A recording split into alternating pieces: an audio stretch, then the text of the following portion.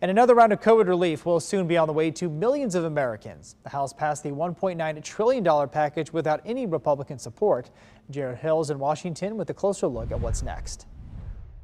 Tonight, President Biden is set to address the nation on the future of the country's COVID response before he signs this package into law, which at nearly $2 trillion is going to touch almost every American.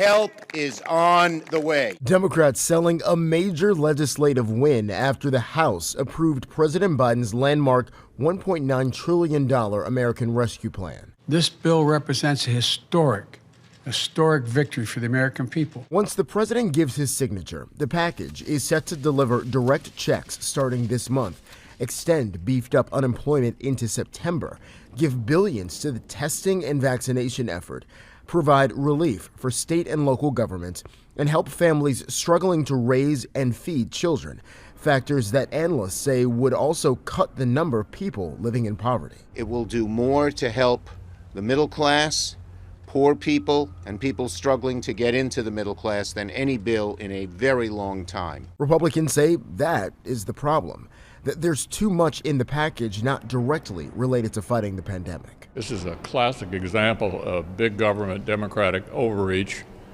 in the name of COVID relief. President Biden is expected to take a victory lap of sorts around the country after he signs this bill into law, selling it to Americans. Reporting in Washington, I'm Jared Hill. And you can watch President Biden's address tonight at 7 on KBC 9.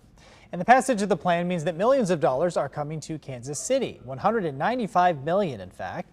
Mayor Quint Lucas says that money will be a game changer. The funding is going to help local bars and restaurants struggling in the pandemic. With restrictions and closures, many people in the hospitality industry are still trying to recover.